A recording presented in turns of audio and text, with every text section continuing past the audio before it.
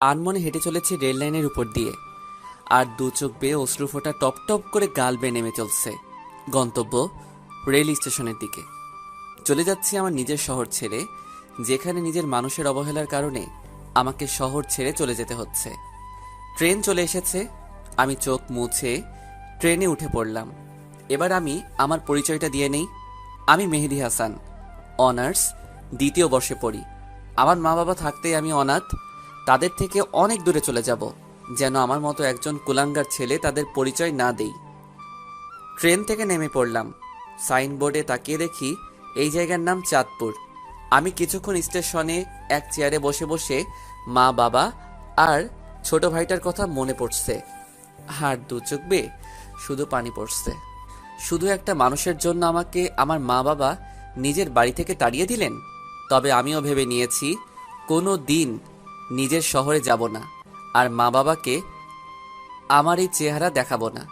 আর যে মানুষটার জন্য আমার আজ এই অবস্থা, তাকে আমি কোনো দিন ক্ষমা করব না। আজীবন ঘৃণা করে যাব। এখন একটা থাকার জায়গা করতে, তারপর কলেজে ভর্তি হতে হবে। কিন্তু কে সাহায্য করবে আমাকে? আমি তো কাউকে চিনি না এখানে। এবার স্টেশন থেকে বেরিয়ে শহরের দিকে যাচ্ছি। এভাবে হাঁটতে হাঁটতে কখন যে রাত হয়ে যায় মনে নাই। আমি রাস্তার ল্যাম্প পোস্টের নিচে দাঁড়িয়ে আছি, আর তখনই একটা মেয়ে দৌড়িয়ে এসে আমার পিছনে দাঁড়ালো। তারপর আমি সামনে তাকিয়ে দেখি দুইটা মাতাল লোক মেয়েটাকে তাড়া করেছিল। আমাকে দেখে লোক দুটো চলে গেল। এবার আমি মেয়েটির দিকে তাকালাম। ল্যাম্প পোস্টের আলোয় মেয়েটাকে অনেক সুন্দর লাগছে। আমি বললাম, আপনাকে কেন তাড়া করছিল ওই দুটো লোক?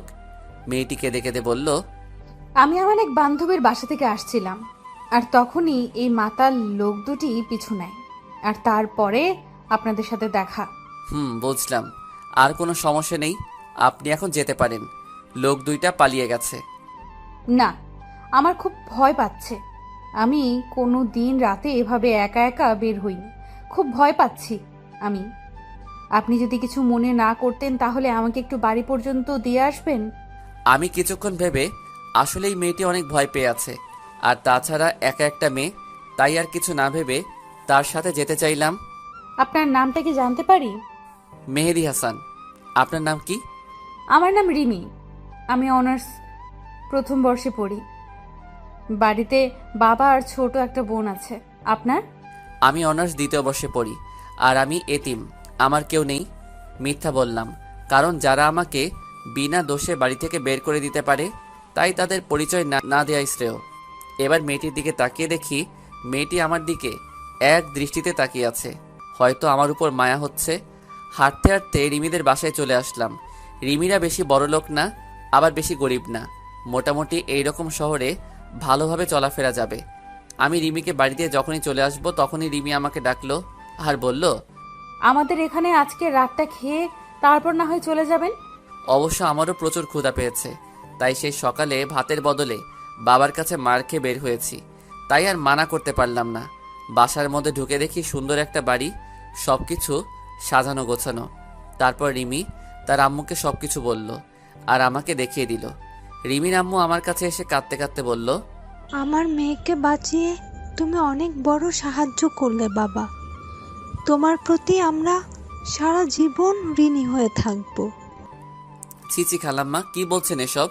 মা কোনোদিন ছেলের কাছে ঋণী থাকতে পারে? আমি তো আপনার ছেলের মতোই, তাই না? রিমি এসে বলল, আহ মা, সে কখন থেকে ক্ষুধা পেয়েছে, তাড়াতাড়ি খেতে দাও। আমি হাত মুখ ধুয়ে টেবিলে বসে খাবারের জন্য অপেক্ষা করছি, আর তখনই রিমির বাবা আসলো। আমি আবার সব বাবাকে একটু ভয় পাই, তাই সাথে সাথে দাঁড়িয়ে গেলাম। রিমি কে এই ছেলে? তাকে তো কোনোদিন দেখিনি আমাদের এলাকায়। তারপর রিমি তার বাবাকে সব ঘটনা খুলে বলল, আর তখন রিমির বাবা বলল, তোমার যেহেতু কেউ নাই, তো কি হয়েছে, আমরা তো আছি। রিমির বাবা এরূপ কথা শুনে খুব খুশি হলাম, আর আমরা সবাই মিলে খেতে বসলাম। তখন রিমির বাবা বলল, তোমার যখন থাকার কোনো জায়গা নেই, তাহলে আমাদের এখানে থাকবে, আর সকালে কলেজ করবে, আর বিকাল থেকে রাত পর্যন্ত আমার সাথে আমার ব্যবসায় সাহায্য করবে। আমি রিমির বাবার কথা শুনে খুব খুশি হলাম। যাক, অন্তত থাকার জায়গা আর একটা কাজ তো পেলাম। তারপরে রাতের খাবার খেয়ে রিমি আমাকে একটা রুমে নিয়ে গেল। দুজনে মিলে রুমটা একটু গোছালাম। আসলেই রিমি মেয়েটা অনেক সুন্দর, আর অনেক ভালো। তবে রিমি আমার দিকে একটু পর পর আর চোখে তাকাচ্ছে আর মিট মিট করে হাসছে। সকালে উঠে ফ্রেশ হয়ে হালকা নাস্তা করে রিমির সাথে তাদের কলেজে গেলাম। ভর্তির কাজ সব শেষ হলে 3টা ক্লাস করে বাইরে এসে দেখি রিমি আমার জন্য বাইরে দাঁড়িয়ে আছে। কেমন হলো আজকের ক্লাসগুলো? অনেক ভালো, আর কলেজটা অনেক সুন্দর, খুব ভালো লাগছে আমার। তারপর কলেজ থেকে এসে দুপুরের খাবার খেয়ে খালুজানের সাথে তাদের দোকানে গেলাম। খালুর দোকানটা অনেক বড়, তাই আমি খালুর কাজে সাহায্য করলাম। এভাবে চলতে থাকে আমার নতুন জীবন। এখন আমি অনার্স ফাইনাল ইয়ারে, আর রিমি 3য় বর্ষ। রিমির মা বাবা আমাকে অনেক ভালোবাসে, একদম তাদের নিজের ছেলের মতো। আর রিমির ছোট বোনটা তো আমাকে ছাড়া কিছুই বোঝে না, সব সময় ভাইয়া ভাইয়া করে। আমিও তাকে খুব ভালোবাসি। রিমির ছোট বোনের নাম হলো মিনি। তবে রিমির ব্যবহার দেখে আমি খুব অবাক হই। মেয়েটা এত ভালো, আর মাঝে মাঝে রিমির আচরণ দেখে মনে হয় রিমি আমাকে খুব ভালোবাসে। আমার কখন কি লাগবে সব সময় চোখে চোখে রাখবে, কেয়ার করবে, মিষ্টি শাসন করবে। রিমির মিষ্টি শাসন আর কেয়ারগুলো খুব ভালো লাগে। একদিন আমি কলেজে এক মেয়ে বন্ধুর সাথে কথা বলছি আর সামনে গেটের দিকে যাচ্ছি, আর তখনই দেখি সামনে রিমি, কিন্তু তার চোখ দিয়ে অনবরত পানি বের হচ্ছে। আমি আমার বন্ধুর কাছ থেকে বিদায় নিয়ে যেই রিমির কাছে যাব, তখনই ঠাস, রিমি আমাকে অনেক জোরে একটা থাপ্পড় মারলো। থাপ্পড় মেরে রিমি চলে গেল বাসায়, আর আমি মাথা নিচু করে দাঁড়িয়ে আছি। চোখ দিয়ে 2 ফোঁটা নোনা জল বেরিয়ে আসলো। আবার সেই পুরনো কথা মনে করে দিল। 2 বছর আগে ঠিক একইভাবে আমাকে চড় মেরেছিল আমার এক খুবই কাছের মানুষ। খুব কষ্ট পেয়েছিলাম তখন। রিমি আমাকে থাপ্পড় মারলো, কিন্তু 2 বছর আগে আমাকে এভাবে থাপ্পড় মেরেছিল, তখন 1000 গুণ কষ্ট পেয়েছিলাম। কলেজের পর আমি আর রিমিদের বাড়ি যাইনি, একটা ট্রেন লাইনে বসেছিলাম। বসে থাকতে থাকতে আজ আর খালুর দোকানে যাওয়া হলো না। রিমি আমাকে থাপ্পড় মেরেছে, এই জন্য আমি কষ্ট পাইনি। রিমি আমাকে থাপ্পড় মেরে আমার পুরনো কথা মনে করিয়ে দিয়েছে, তাই খুব কষ্ট হচ্ছে। তাই বসে আছি আর সিগারেট খাচ্ছি। হঠাৎ করে ফোনটা বেজে উঠলো। হাতে নিয়ে দেখি রিমি ফোন দিয়েছে। আমি রিসিভ না করে ফোনটা সাইলেন্ট করে রেখে দিলাম। আবার পুরনো কথা ভাবছি। ভাবতে ভাবতে রাত 10টা বেজে গেল। এবার ফোনটা হাতে নিয়ে দেখি খালুজানের 6 বার কল দিয়েছেন। আবার ফোন এসেছে খালুর। আমি রিসিভ করলাম। খালু বলল, মেহেদি, তুমি কোথায়? কত টেনশন হচ্ছে, তুমি তাড়াতাড়ি বাসায় আসো। জি খালু, আসছি। কিছুক্ষণ হাঁটার পর বাড়ি চলে আসলাম। কলিং বেল চাপতেই খালা দরজা খুলে দিল। কোথায় ছিলে তুমি বাবা? সে কখন থেকে বসে আছি, যাও হাত মুখ ধুয়ে আসো। জি খালা, আসছি। তারপর ভিতরে ঢুকতেই মিনি, আমার পিচ্চি বোনটা দৌড়িয়ে এসে আমাকে জড়িয়ে ধরে কান্না করছে আর বলছে, ভাইয়া কোথায় ছিলে তুমি? জানো আমি কত কান্না করছি তোমার জন্য, আর আপু এখনো কান্না করছে তুমি আসোনি তাই। আর হবে না আমার পাগলি বোনটি, এবারের মতো ক্ষমা করে দাও আমাকে। কিন্তু রিমি কান্না করছে শুনে খুব খারাপ লাগছে। আমি এবার রিমি রুমের দিকে গেলাম আর রিমি বলে ডাক দিলাম। রিমি আমার দিকে যেই তাকালো আমি তো ভয় পেয়ে গেলাম। রিমির চোখ লাল ও ফুলে আছে, হয়তো কান্না করে এ অবস্থা হয়েছে। এবার রিমি দৌড়িয়ে এসে আমাকে জড়িয়ে ধরে জোরে জোরে কান্না করে দিল। আমি তো বেশ অবাক হলাম। কোথায় ছিলে তুমি? জানো আমি কত টেনশনে ছিলাম। আমি মনে করেছি তুমি আমাদের ছেড়ে চলে গেছো। তুমি আমায় ছেড়ে কোথাও যাবে না, আগে প্রমিস করো। আমি রিমিকে বুক থেকে সরিয়ে দিয়ে বললাম, কোথায় যাব আমি? তোমরা ছাড়া তো আর কেউ নেই আমার, তাহলে কোথায় যাব বলো আমি? মনে থাকে যেন, আর যেখানে যাবে আমাকে বলে যাবে। তাহলে আমাকে কলেজে ওইভাবে সবার সামনে থাপ্পড় মারলে কেন? তাহলে তুমি ওই মেয়েটার সাথে অমনভাবে হেসে কথা বলছিলে কেন? তুমি জানো কতটা কষ্ট হয়েছিল? কই হেসে কথা বলছি? আর ও তো আমার ক্লাসমেট, ওর সাথে তো কথা বলতেই পারি। আর ওর সাথে কথা বলেছি তো তোমার কি? আমার কি মানে? আমি তোমাকে ভালোবাসি, আমি নিজের জীবনের থেকেও তোমাকে ভালোবাসি। তোমার সরলতাকে আমি ভালোবেসে ফেলেছি। এবার আমি রিমির থেকে এক ঝাটকায় দূরে সরে আসলাম। কি বলছো এসব তুমি? জানো তুমি কি বলছো? আরে হয় না রিমি, আমি একজন এতিম। তোমার বাবা আমাকে আশ্রয় দিয়েছেন, আমি তার সাথে বিশ্বাসঘাতকতা করতে পারবো না। আর তাছাড়া তোমার বাবা জানতে পারলে আমাকে কোনোদিন ক্ষমা করবেন না। আমাকে তুমি ভুলে যাও। রিমি এবার জোরে জোরে কান্না করতে লাগলো আর বলল, আমি বাবাকে সব বুঝিয়ে বলবো, প্লিজ আমাকে ফিরিয়ে দিও না। প্লিজ রিমি, এমন পাগলামি করো না। আর সবাই বাড়িতে আছে, কেউ শুনে ফেলে দিলে আমায় সবাই ভুল বুঝবে রিমি। আমি আর কথা না বাড়িয়ে যেই রিমি রুম থেকে বাইরে আসবো, তখন দেখি রিমির মা দরজার পিছনে দাঁড়িয়ে আছে। হয়তো সব শুনে ফেলে দিছে। আমি রিমির মার দিকে তাকিয়ে দেখি রিমির মা কান্না করছে। হয়তো রিমির চোখে পানি। রিমির মা সহ্য করতে পারেনি। রিমির মার কাছে গিয়ে বললাম, খালাম্মা, রিমির কোনো দোষ নেই, সব দোষ আমার। ওকে কিছু বলবেন না। আর কাল সকালে আমি এই শহর ছেড়ে চলে যাব।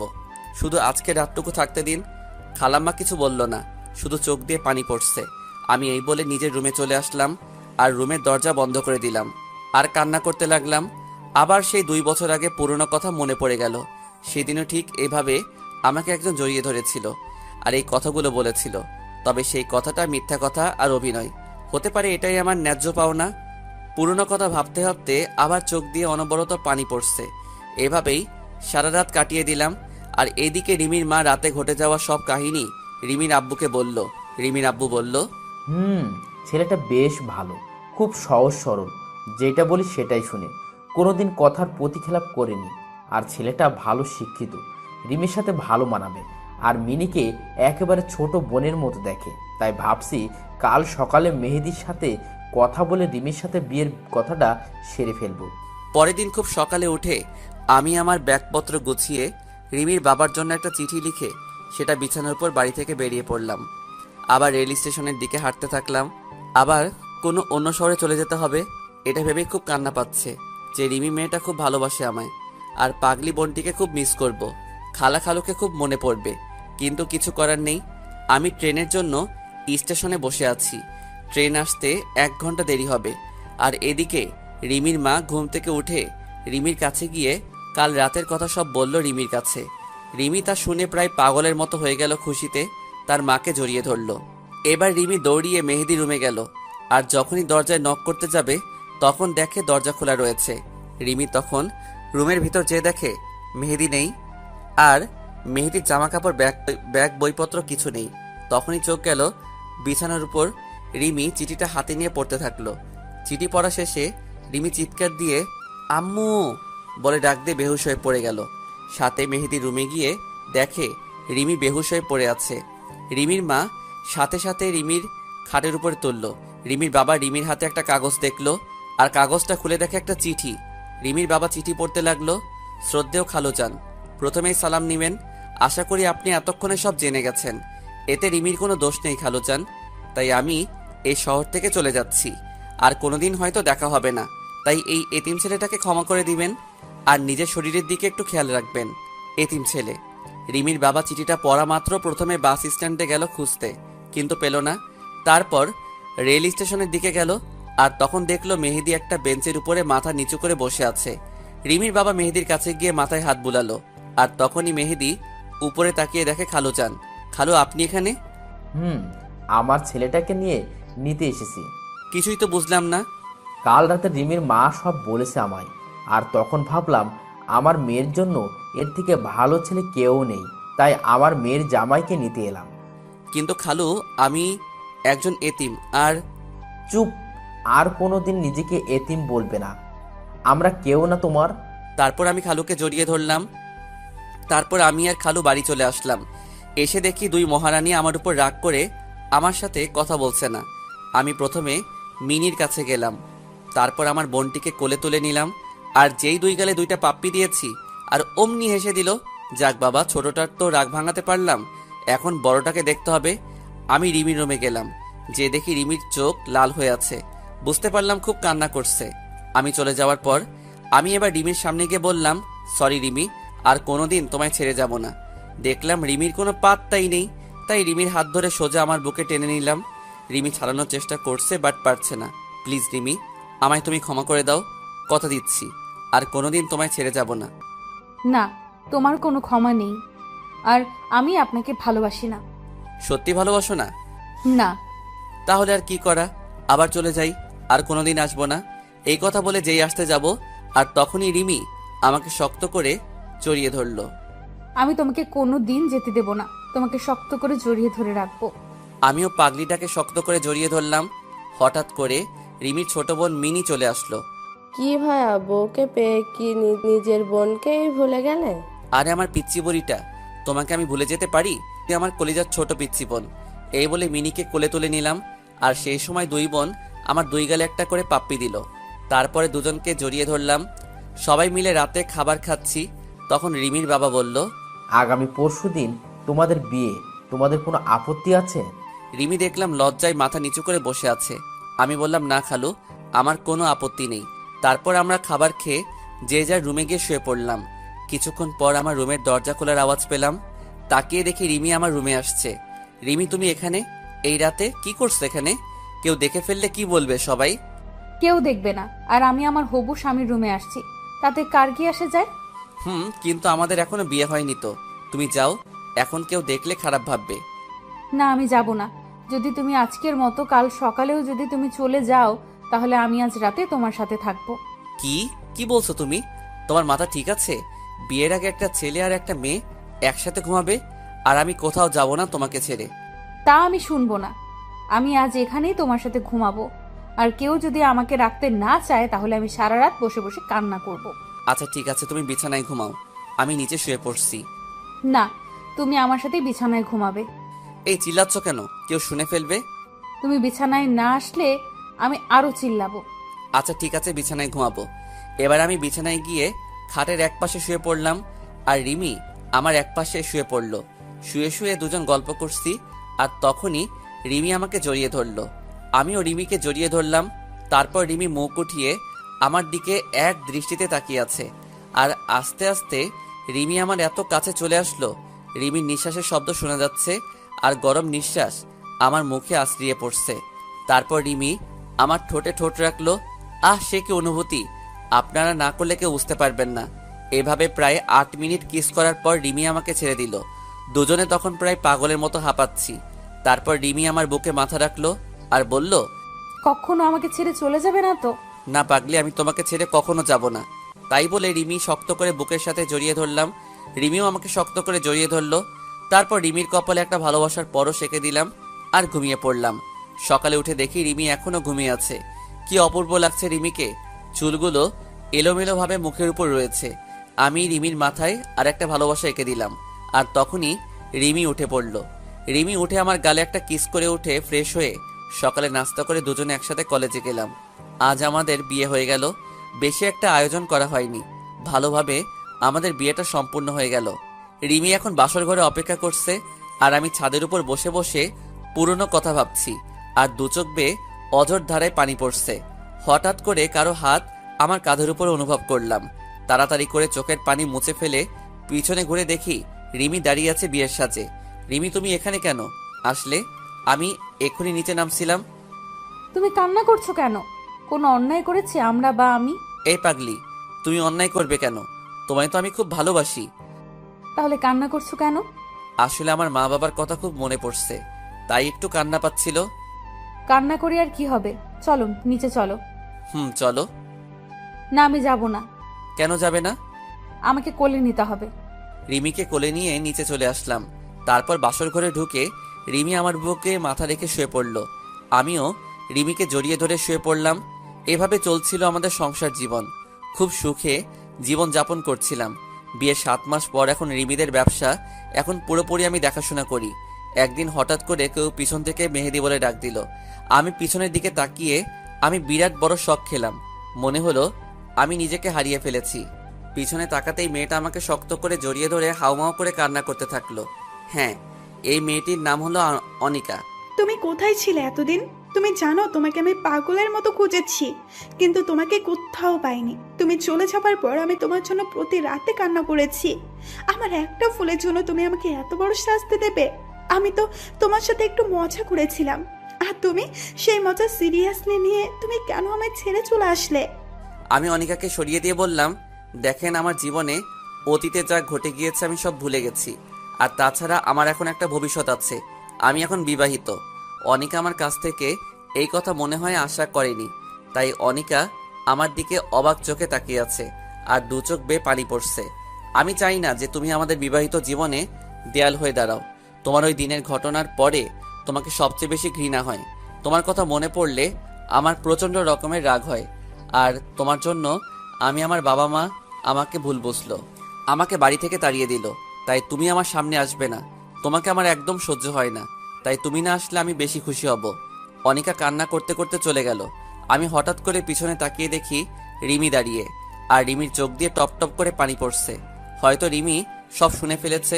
আমি রিমিকে দেখে কোনো অবাক হইনি, কারণ সত্য কথা কোনোদিন চাপা থাকে না। এবার আমি রিমির সামনে গেলাম। রিমি আমাকে শক্ত করে জড়িয়ে ধরে কান্না করতে থাকলো। আমিও রিমিকে শক্ত করে জড়িয়ে ধরলাম। কে ওই মেয়েটা তোমাকে জড়িয়ে ধরে ভালোবাসি বলল? আমার অতীত। তুমিই তো বলেছিলে তুমি এতিম, তোমার কেউ নেই। তাহলে আমার সাথে মিথ্যা বললে কেন? আমি তখন পরিস্থিতির শিকার ছিলাম, আর আমার মা বাবা ছোট ভাই সবাই আছে। রিমি এবার আবার শক্ত করে জড়িয়ে ধরে বলল, আমাকে ছেড়ে যাবে না তো কোনোদিন? কান্না করে বলল, না আমার পাগলি বউ, তোমাকে ছেড়ে কোথাও যাব না। তাহলে আমাকে বলতে হবে তোমার অতীতের কথা। ভালো, আপনার গল্পগুলো আমার কাছে অনেক ভালো লাগে। বলতে গেলে আপনার প্রেমে পড়ে গিয়েছি।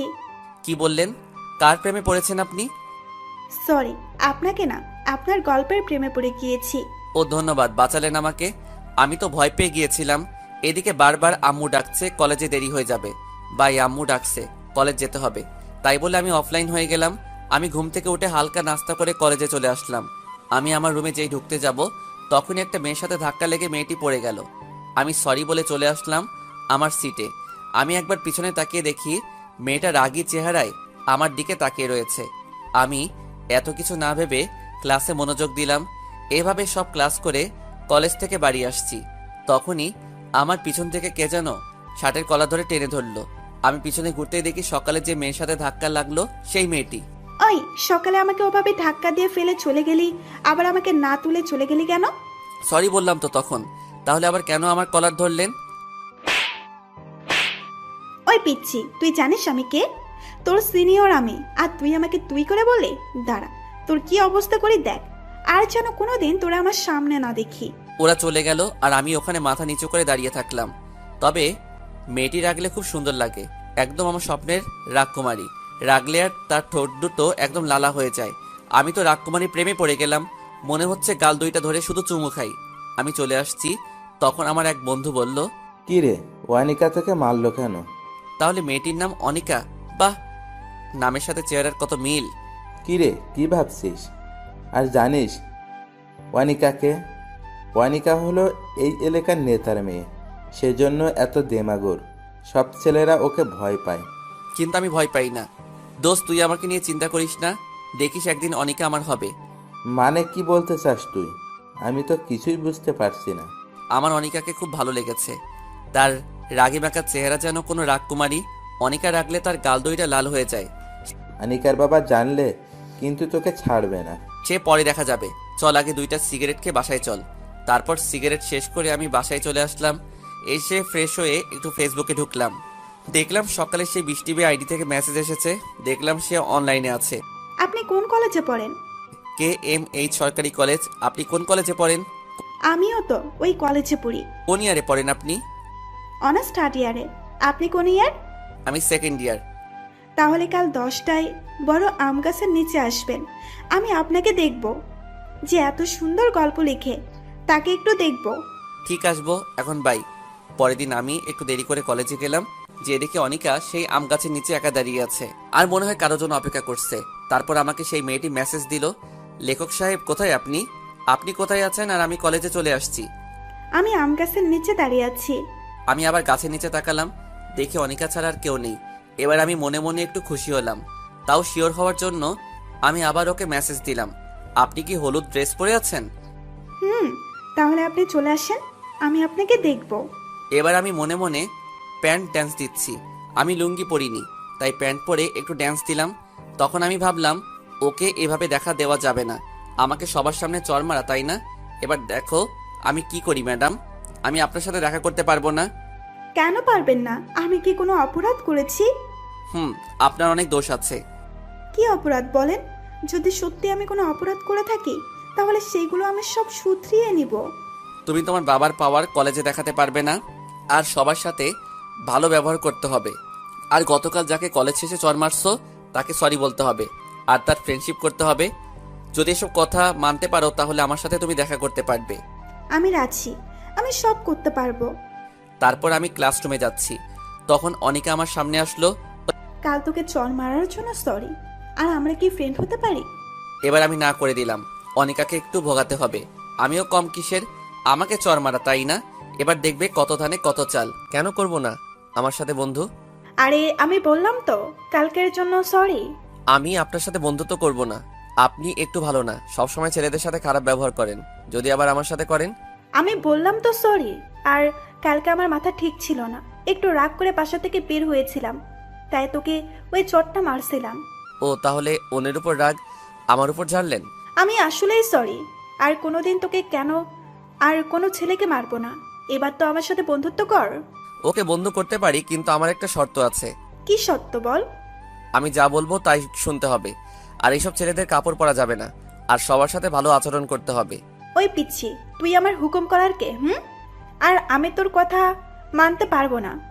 ওকে, তাহলে আমিও তোমার সাথে বন্ধুত্ব করতে পারবো না। আচ্ছা, তোর সত্ত্বে আমি রাজি। আচ্ছা, আমি এখন ক্লাসরুমে যাই। আর হ্যাঁ, আর একটা কথা, কলেজ শেষে আমার জন্য দাঁড়িয়ে থাকবা, একটা কাজ আছে। তাই বলে আমি ক্লাসরুমে চলে আসলাম। আসলে অনেকে জানে না যে ফেসবুকের মেহেদি হাসান আর আমি একই মানুষ। আসলে কোনোদিন পিক দেইনি তো, তাই চিনতে পারিনি।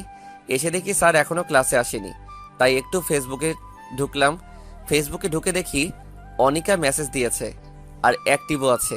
তুমি যা বলছো আমি তাই করেছি। আমি ওই ছেলেটার সাথে বন্ধুত্ব করেছি। এবার তো তুমি আমার সাথে দেখা করো। আমি বলেছি তো, আমার যখন সময় হবে তখন আমি নিজেই তোমার সাথে দেখা করব। তোমাকে যে কাজটুকু করতে দেওয়া হয়েছে সেইটুকু আগে করো। তাই বলে আমি অফলাইন হয়ে গেলাম আর ক্লাসে মনোযোগ দিলাম। ক্লাস শেষে আমি বাইরে এসে দেখি অনিকা একা একা সেই বড় আম গাছটার নিচে দাঁড়িয়ে আছে। আমি অনিকার কাছে গিয়ে বললাম, চলো আজ দুজন মিলে ঘুরতে যাব আর ভালো একটা রেস্টুরেন্টে দুপুরে খাবার খাবো। অনিকা আমার কথা শুনে সোজা আমার কলার ধরে বলল, কি বললি তুই? আমি তোর সাথে ঘুরতে যাব? তুই ভাবলি কি করে? ঘুরতে না গেলে বন্ধুত্ব আমি করব না তোমার সাথে। তারপর অনিকা কিছুক্ষণ ভেবে বলল, ওকে আমি রাজি। তারপর আমি আর অনিকা একটা রিকশায় উঠে চলে আসলাম একটা নদীর তীরে। রিকশায় আসার সময় অনিকা আমার সাথে একটা কথাও বলেনি। তারপর আমরা একটা নদীর তীরে চলে আসলাম। অনিকা নদীর তীরে দাঁড়িয়ে আছে আর অনিকার চুলগুলো বাতাসে এলোমেলোভাবে উড়ে বেড়াচ্ছে। আর অনিকা সেই চুলগুলো কানের কাছে নিয়ে এসে বারবার চুল ঠিক করতে ব্যস্ত হয়ে পড়ছে। আহ, অনিকাকে কি সুন্দর লাগছে। মনে হচ্ছে আমি পিছন থেকে আলতো করে জড়িয়ে ধরে হাজারবার আমি তোমাকে ভালোবাসি বলতে ইচ্ছা করছে, কিন্তু ইচ্ছা থাকলে উপায় নেই। অনিকা বলল, ওই তোর নাম কি? আমার নাম মেহেদি হাসান।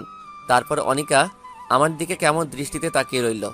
তারপর আরেকটু ঘোরাঘুরি করে চলে আসলাম একটা রেস্টুরেন্টে গিয়ে। তারপর কিছু খাবার খেয়ে যে যার বাড়ি চলে আসলাম। বাড়ি এসে ফ্রেশ হয়ে বিকালে বন্ধুদের সাথে একটু আড্ডা দিচ্ছি আর সিগারেট টানছি। আসলে আমি একটু একটু সিগারেট টানি। আর রাতের খাবার খেয়ে শুয়ে শুয়ে ফেসবুকে লগ ইন করে অনিকার সাথে কিছু কথা বলে ঘুমিয়ে পড়লাম। পরের দিন সকালে ঘুম থেকে উঠে ফ্রেশ হয়ে কলেজে চলে আসলাম। কলেজে এসে দেখি অনিকা এখনো আসেনি, তাই একটু বন্ধুদের সাথে আড্ডা দিচ্ছি। তখনই অনিকা আসলো। অনিকাকে আজকাল ড্রেস পরে অনেক সুন্দর লাগছে, মনে হচ্ছে আমার স্বপ্নের রাজকুমারী। তারপরে অনিকা তার বান্ধবীদের কাছে গেল আর মোবাইলের দিকে তাকিয়ে আছে। মনে হয় ফেবুতে অ্যাক্টিভ আছে, তাই আমিও ফেবুতে লগ ইন করলাম আর মেসেজ দিলাম, আজ তোমাকে অনেক সুন্দর লাগছে। এমনভাবে কলেজে আসলে তো আমি তোমার প্রেমে পড়ে যাব। আর তুমি চোখে কাজল দাওনি কেন? এর পরের বার যেন দুই চোখে কাজল পড়তে ভুল না হয়। এবার দেখি অনিকা আশেপাশে হয়রানি হয়ে আমাকে খুঁজছে, কিন্তু পাচ্ছে না। তখন আবার অনিকা মেসেজ দিল, কোথায় তুমি? প্লিজ একবার আমার সামনে আসো, তোমাকে দেখতে খুব ইচ্ছে করছে। আমাকে খুঁজে লাভ নেই, আর আমি সময় হলে তোমাকে দেখা দেব। এই বলে আমি অফলাইন হয়ে গেলাম আর আমি অনিকার সামনে গেলাম। আমি যাওয়াতে অনিকা কিছুটা বিরক্ত হলো মনে হলো। তারপর কিছু কথা বলে আমি চলে আসলাম আমার ক্লাসরুমে। ক্লাস 3টে শেষ হওয়ার পর স্যার একটু আসতে লেট হচ্ছে বলে আমরা সবাই বসে আড্ডা দিচ্ছি। তখন দেখি অনিকা আর তার বেশ কয়েকটা বান্ধবী আসলো আমাদের রুমে। আর সবার উদ্দেশ্য বলল, এখানে মেহেদি হাসান বলে কেউ আছে? সবাই বলল, না চিনি না। আসলে আমার কলেজে অন্য নাম দেয়া আছে, তাই সবাই সেই নামেই চেনে। আর মেহেদি হাসান এই নামটি আমার কয়েকটা বন্ধু ছাড়া কেউ জানে না। তারপর অনিকা মোবাইলটা বের করে আমার আইডিটা বের করে বলল, এই আইডিটা কে চিনো? এই আইডিটা মেহেদি হাসানের। আর মেহেদি হাসান আমাদের কলেজে পড়ে, কেউ জানতে পারলে আমাকে জানাবে। আর তখনই আমাদের ক্লাসে সেরা সুন্দরী বলল, এই মেহেদি হাসান আমাদের কলেজে পড়ে? আমি তো ভাবতেই পারছি না। আমি মেহেদি হাসানের বিরাট বড় একটা ফ্যান। মেহেদির সব গল্প আমি পড়ি। মেহেদিকে যদি কখনো কেউ খুঁজে পান তাহলে আমাকে একটু জানাবেন প্লিজ। আপু প্লিজ। আমি তো অবাক। আজ আমি যদি আমার প্রোফাইলে যদি আমার নিজের পিক দিতাম, তাহলে অন্তত আজ সিঙ্গেল থাকতে হতো না। এখন নিজের কপালে নিজেই চড় মারতে ইচ্ছে করছে। তারপর কলেজ শেষে আমি বাড়ি এসে ফ্রেশ হয়ে দুপুরের খাবার খেয়ে একটা ঘুম দিয়ে বিকালে বন্ধুদের সাথে আড্ডা দিতে গেলাম। আড্ডা দিয়ে এসে রাতের খাবার খেয়ে রুমে গিয়ে ফেবুতে লগ ইন করলাম। তখন দেখি অনিকা অ্যাক্টিভ রয়েছে। আমি অনিকাকে মেসেজ দিলাম, তুমি আমাকে ওভাবে প্রতিটা ক্লাসে খুঁজছিলে কেন? তুমি ভালো করে জানো আমাকে তুমি পাবে না। তোমাকে দেখতে খুব ইচ্ছে করছিল, তাই নিজেকে আর সামলাতে পারিনি। আর যেন কোনোদিন তোমাকে এভাবে আমাকে খুঁজতে না দেখি। আমার সময় হলে আমি নিজেই তোমার সাথে দেখা করে নেব।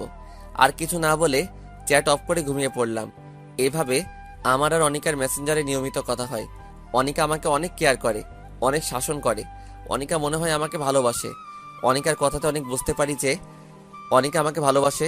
আর এদিকে অনিকার সাথে আমার ভালোই বন্ধুত্ব তৈরি হয়েছে। আমাকে দেখে আর বিরক্ত হয় না। আজ কলেজ শেষে বিকালে বন্ধুদের সাথে আড্ডা দিতে গেছি।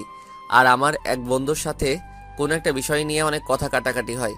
তাই আমি রাগ করে বাড়ি চলে আসলাম। এসে কিছুই ভালো লাগছে না, তাই ঘুমিয়ে পড়লাম। আজ আর অনিকার সাথে কথা হলো না।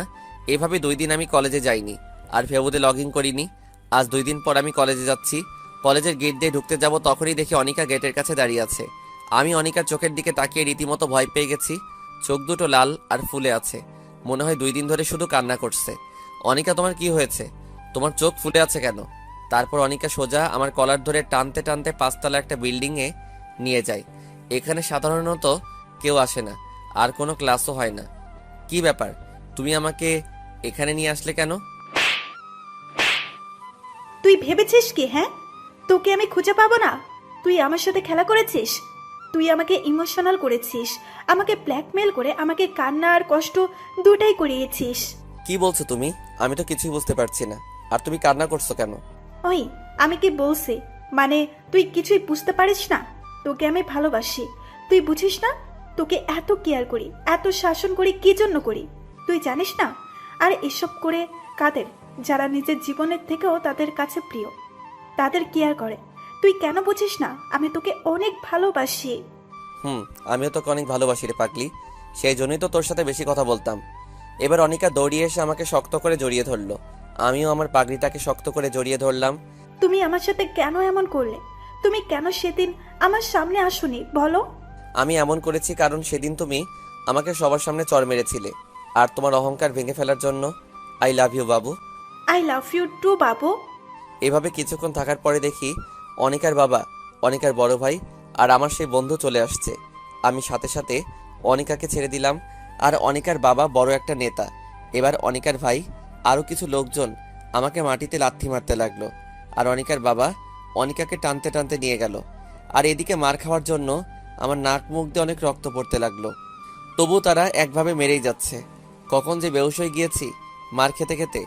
আমি বেহুশ হয়ে যাওয়ার পরেও মনে হয় আমাকে অনেক মেরেছে। তারপর আমার যখন জ্ঞান ফিরল, তখন আমি নিজেকে প্রিন্সিপালের অফিসে আবিষ্কার করলাম। আস্তে আস্তে যখন চোখ খুললাম, তখন সামনে দেখি অনিকা, অনিকার আব্বু আর তার বড় ভাই আছে। আর এদিকে দেখি আমার আব্বু আর আমার আম্মু রয়েছে। আম্মু আমাকে চোখ খুলতে দেখে একভাবে কান্না করেই যাচ্ছে। খুব কষ্ট হচ্ছে উঠতে, শরীরে খুব ব্যথা, কোনোভাবেই উঠতে পারছি না। তখন আমার মা আমাকে সাহায্য করতে আসছিল, তখন বাবা মা আটকিয়ে দিল। আব্বু মনে হয় আমার উপর অনেক রাগ করে আছেন। এবার আমি অনিকার দিকে তাকালাম, দেখি অনিকা চুপ করে মাথা নিচু করে দাঁড়িয়ে আছে, আর চোখ দুইটা লাল ও ফুলে আছে। এবার অনিকার বাবা বলা শুরু করলো, দেখুন প্রিন্সিপাল সাহেব, আমি আপনাকে অনেক সম্মান করি, সেহেতু আপনার উপর কোনো কথা বলবো না। আমি এই ছেলে আমার মেয়েকে গত 6 মাস ডিস্টার্ব করছে আর বারবার প্রেমের প্রস্তাব দিয়েছে। আমার মেয়ের যখন তার কথায় রাজি হয়নি, তখন সে আমার মেয়েকে একা ডেকে নিয়ে গিয়ে ধস্তাধস্তি করার চেষ্টা করে। এখন আপনি যা মনে করেন তাই বিচার করুন। চাইলে আমার মেয়ে আনিকাকে প্রশ্ন করতে পারেন। আমার কথা বলার কোনো শক্তি নেই, খুব পানি তৃষ্ণা পেয়েছে, গলা একদম শুকিয়ে গেছে, কোনো কথা বলতে পারলাম না। এবার আমাদের প্রিন্সিপাল অনিকাকে প্রশ্ন করলো, অনিকা মামনি, তোমার বাবা যা বলল সব কি সত্যি কথা? মাথা নিচু করে চুপ করে আছে। তুমি ভয় পাচ্ছ মামনি? এখানে ভয় পাওয়ার কি আছে? তুমি নির্ভয়ে বলো মামনি, কেউ তোমাকে কিছু বলবে না। আমি নিশ্চিত ছিলাম যে অনিকা আমাকে ভালোবাসে, সে মিথ্যা বলবে না। কিন্তু অনিকা আমার ভালোবাসাকে অপমান করলো, আমার বিশ্বাসকে মাটি চাপা দিল, আমাকে মিথ্যা অপবাদে ফাঁসিয়ে দিল, যা আমি কোনোদিন অনিকার কাছ থেকে আশা করিনি। হ্যাঁ স্যার, ওই ছোট লোকের বাচ্চা আমাকে প্রতিদিন ডিস্টার্ব করতো। আমি প্রতিদিন মানা করার পরেও আমাকে প্রতিদিন ডিস্টার্ব করতো। আজ আমি ওকে চর মারতে গিয়েছি, তখন আমাকে টানতে টানতে 5 তলায় নিয়ে গিয়ে আমাকে হু হু হু করে কেঁদে দিল, চিৎকার করে বলল। আমি অনিকার কথা শুনে আমার মাথায় আকাশ ভেঙে পড়ল। আমি এক দৃষ্টিতে অনিকার দিকে তাকিয়ে আছি। অনিকা আমাকে এভাবে মিথ্যা অপবাদ দেবে আমি কখনো স্বপ্নেও ভাবতে পারিনি। অনিকার কথা শুনে আমার ভীষণ কষ্ট হচ্ছে। আমার বুকের মধ্যে অজানা একটা ব্যথা উঠল। মেহেদি, তোমার থেকে আমি এরকম আশা করিনি। তোমাকে এখন এই কলেজ ছেড়ে চলে যেতে হবে, তাও আবার বিনা নোটিশে। আমি স্যারের কথা খুব বেশি একটা কষ্ট পাইনি, যতটুকু কষ্ট অনিকার আচরণে পেয়েছি। আমার বাবা মা কোনো কথা বলেনি, মাথা নিচু করে দাঁড়িয়ে আছে, আর আমার মা কান্না করেই যাচ্ছে।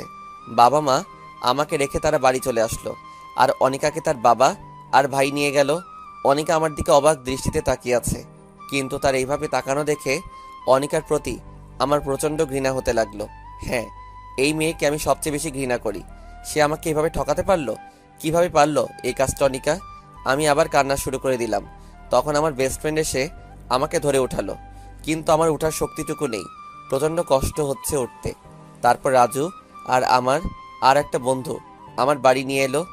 বাড়ি আসতেই বাবার হুঙ্কার শুনতে পেলাম।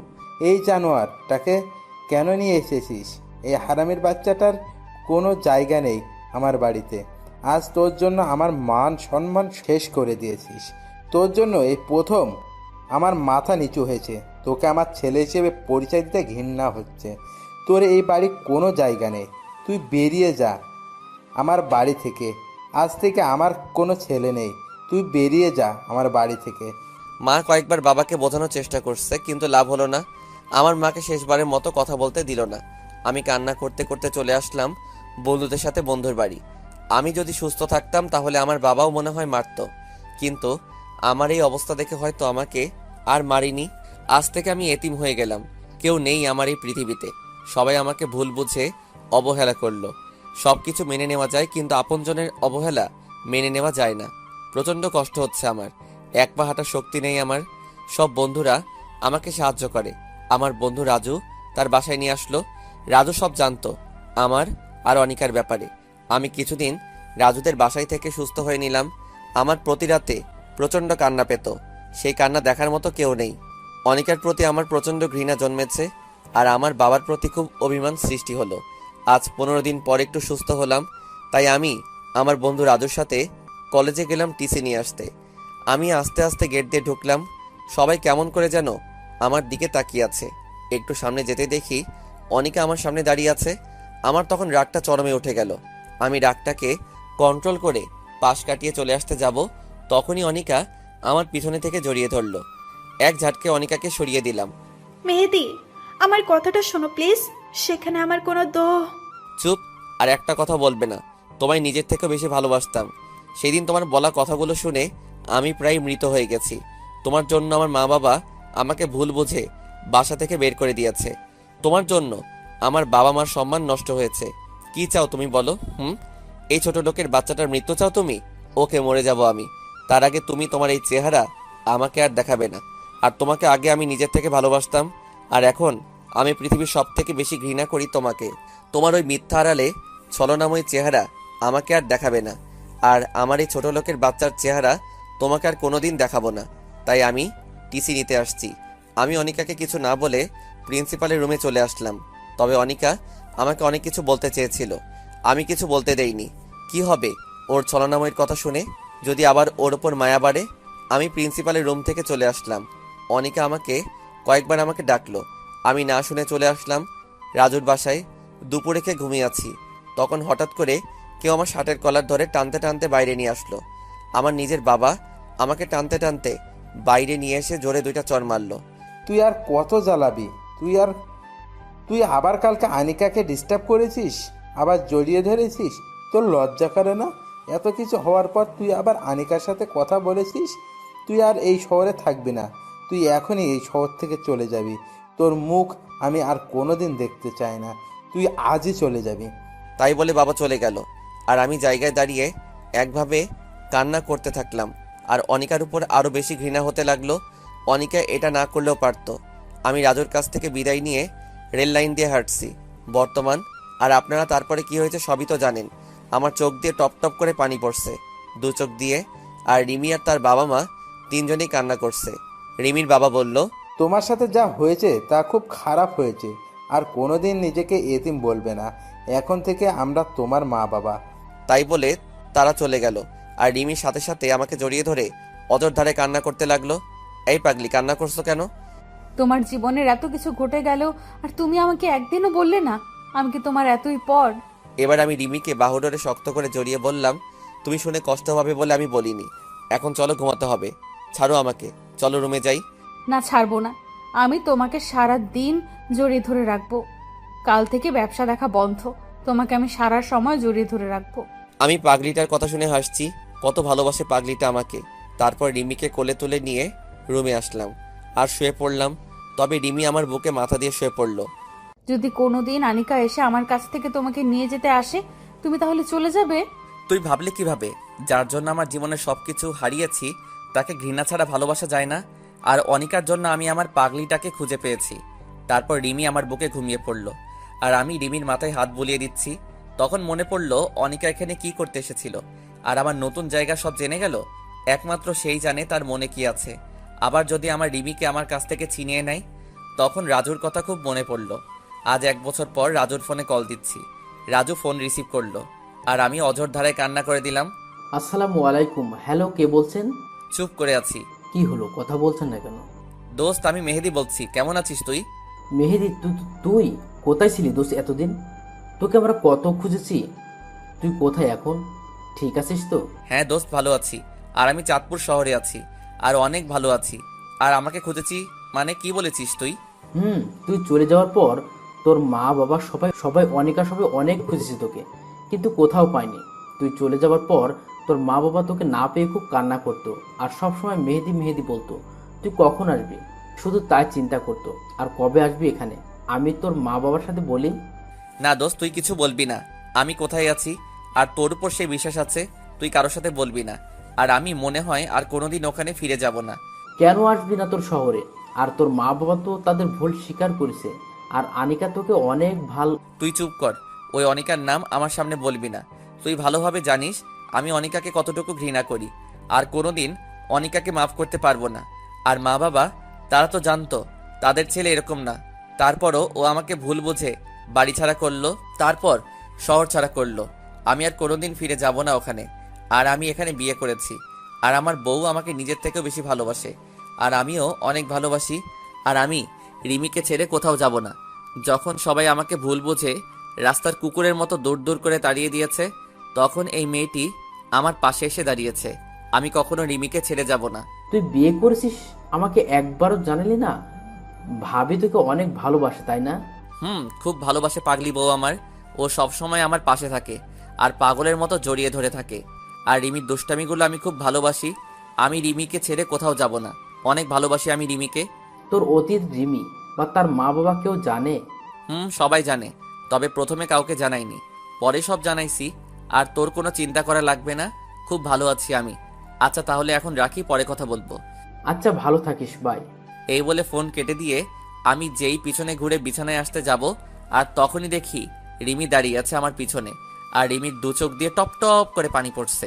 কি ব্যাপার, তুমি এখানে কেন? ঘুমাওনি তুমি? আর কান্না করছো কেন? তুমি জানো না তোমার কান্না আমার একদম সহ্য হয় না। এবার রিমি দৌড়িয়ে এসে আমাকে শক্ত করে জড়িয়ে ধরলো আর জোরে জোরে কান্না করছে।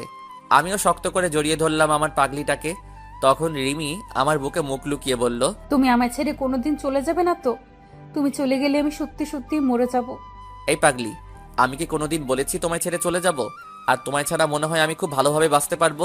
তোমায় ছেড়ে কোনোদিন কোথাও যাব না। তুমি আমাকে এভাবে সারা জীবন ভালোবাসবে তো? আমার পাগলি বউটা, তোমায় আমি এমনভাবে সারা জীবন ভালোবেসে যাব। এমনকি 50 বছর পর এমনভাবে আমার বউটাকে ভালোবাসবো। বুঝলেন ম্যাম? বুঝলাম। আবার জড়িয়ে ধরো। চলো ঘুমাতে যাব। আবার কাল সকালে আমার অফিস আছে। না, যাব না। আমি হেঁটে যেতে পারবো না। এবার রিমিকে কোলে তুলে নিলাম। আর রিমি আমার গলা শক্ত করে জড়িয়ে ধরলো আর আমার গালে একটা চুমু দিল। তারপর রিমি আমার দিকে এক দৃষ্টিতে তাকিয়ে আছে, আর আমিও রিমির দিকে একইভাবে তাকিয়ে আছি। তারপর বিছানায় চলে আসলাম। তখনও রিমি আমার গলা ছাড়েনি। এবার আমি শুয়ে পড়লাম, আর তখন রিমি আমার বুকের উপর শুয়ে পড়ল আর শক্ত করে জড়িয়ে ধরল। এই শোনো, তোমার কাছে একটা জিনিস চাইবো, তুমি দিবে আমায়? বলো।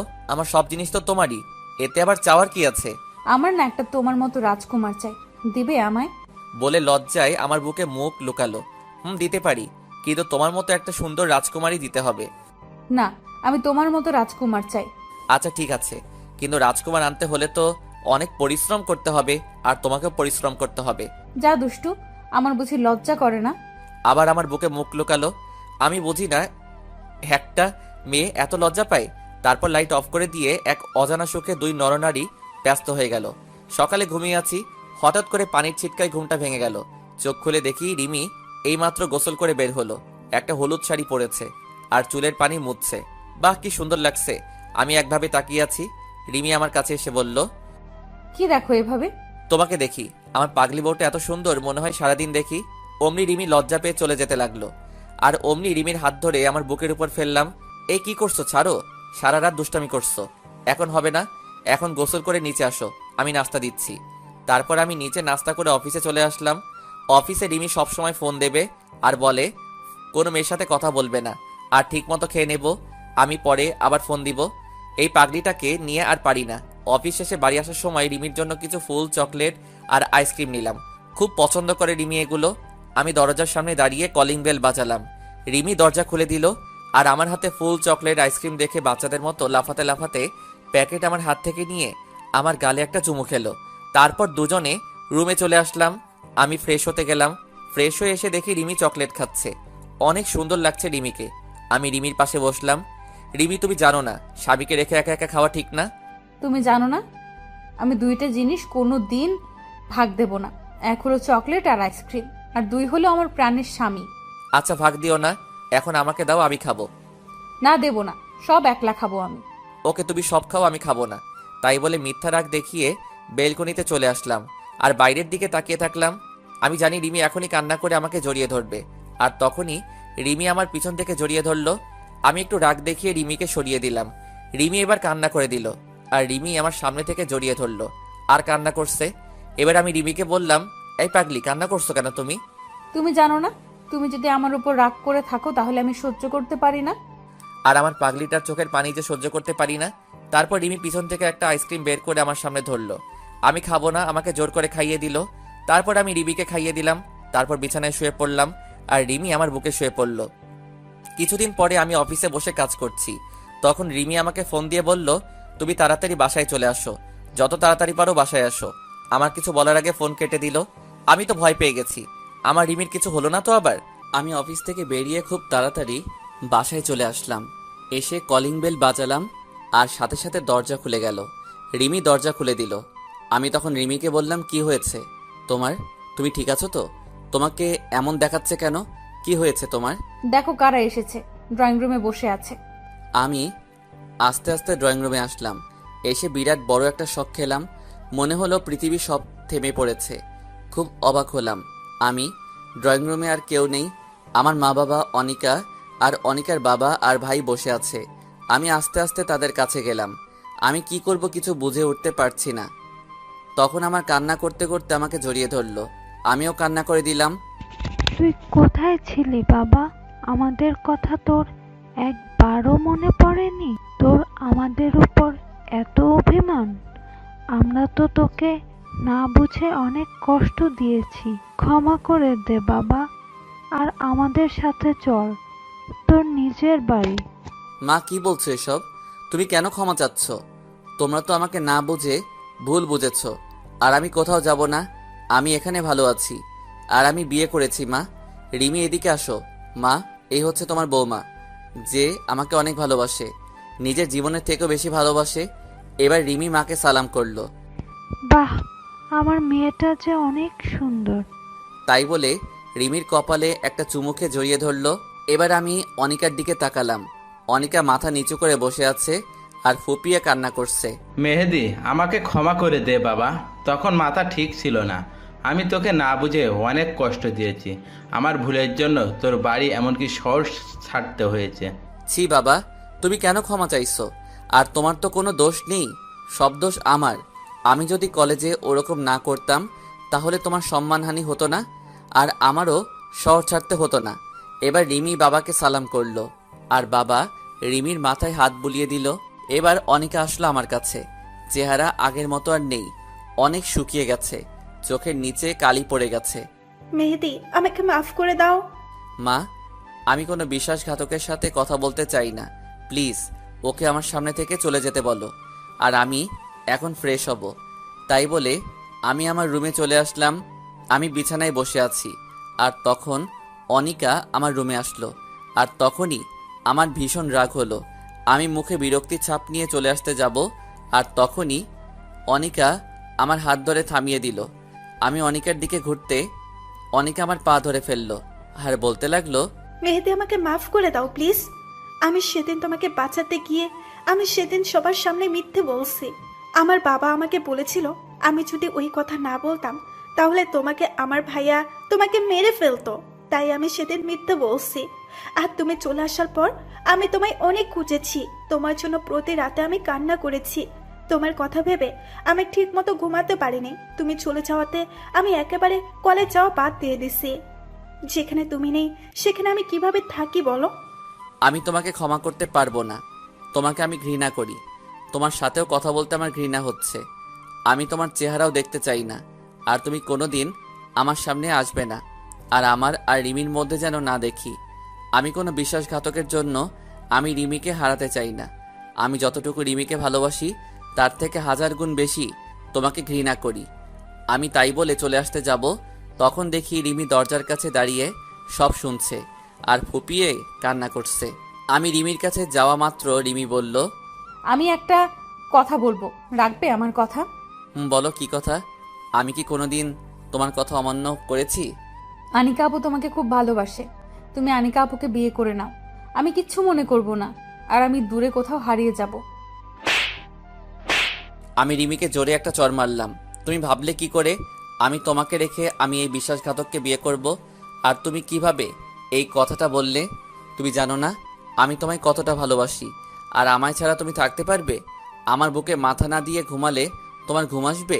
আর তোমায় ছাড়া আমি কোনোদিন ভালো থাকবো না। তোমায় আমি পাগলের মতো ভালোবাসি। কান্না করে জড়িয়ে ধরলাম। তারপর রিমিও আমাকে শক্ত করে জড়িয়ে